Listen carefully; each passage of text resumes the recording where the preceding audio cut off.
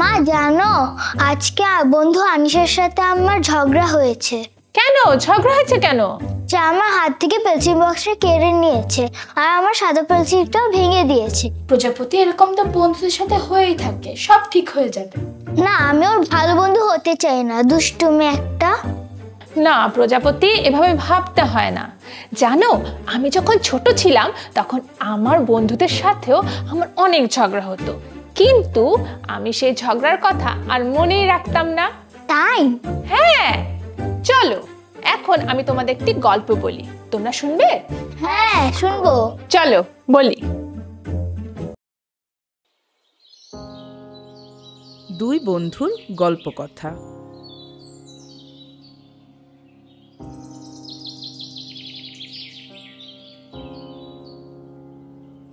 একটি সুন্দর শহরে দুই বন্ধু ছিল। তাদের নাম জনি ও জীবন। তারা ছোটবেলা থেকেই একসাথে বড় হয়েছে। বড় হবার পর যখন তাদের চাকুরি করার সময় এলো, তারা পরিকল্পনা করলো একসাথে দূরে কোথাও ঘুরতে যাবে। এভাবে তারা মরুভূমিতে ঘুরতে গেল।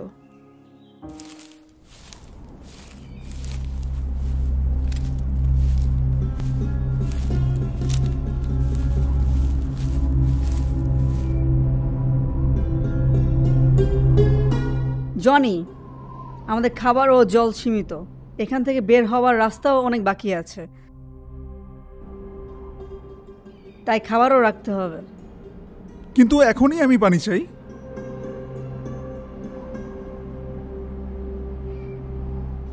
তুমি তা পাবে, আর একটু অপেক্ষা করতে হবে।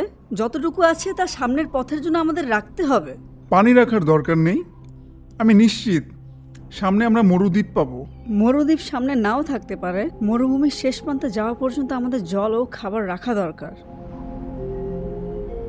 তারা দুজনে বুঝে ওঠার আগেই জল নিয়ে হাতাহাতি হতে লাগলো।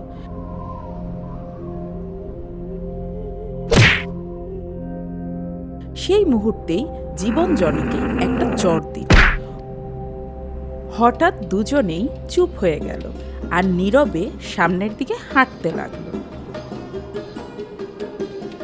সামনের দিকে যাবার আগে জনি বালিতে লিখল, আমার প্রিয় বন্ধু আমাকে চড় মেরেছে।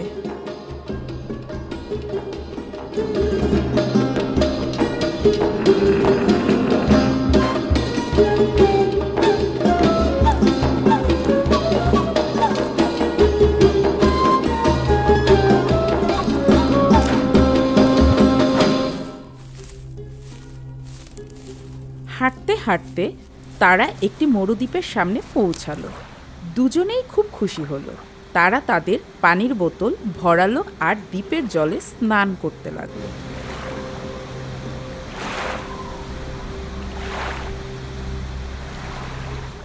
জনি হঠাৎই দ্বীপের গভীরে ডুবতে লাগলো। জীবন দেখার সাথে সাথেই শক্ত করে তার হাত ধরল আর টেনে জল থেকে উপরে নিরাপদে উঠিয়ে আনলো। আমার জীবন বাঁচানোর জন্য তোমাকে অনেক ধন্যবাদ।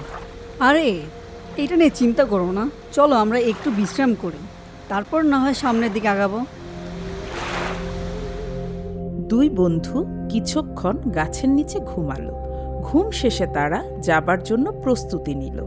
সেই সময় জনি একটা বড় পাথরে লিখল, আমার প্রিয় বন্ধু আজকে আমার জীবন বাঁচিয়েছে। জনি, কি লিখছো তুমি? তুমি যখন আমাকে চড় মেরেছিলে তা আমি বালিতে লিখেছিলাম। এতক্ষণে বাতাসে তা হয়তো মুছেও গেছে, আর তাই আমাকে বাঁচানোর কথা এই পাথরে লিখে রাখলাম, যেন এটা কখনো মুছে না যায়। এরপরেই দুই বন্ধু একে অপরকে ভালোবেসে জড়িয়ে ধরল। বুঝতে পেরেছো প্রজাপতি, বন্ধুত্বে ঝগড়াও হবে আবার মিলও হবে। হ্যাঁ মা, এখন থেকে আনিশা বন্ধুর সাথে আমি ভালো ব্যবহার করব, আর আমার রং পেন্সিল ভেঙে দিয়েছিল সেইটা আমি ভুলে যাব। বাহ প্রজাপতি, তুমি তো ভালো বন্ধু হয়ে উঠেছো। তোমরা দুজনেই খুব ভালো বন্ধু এবং আমার ভালো মেয়ে।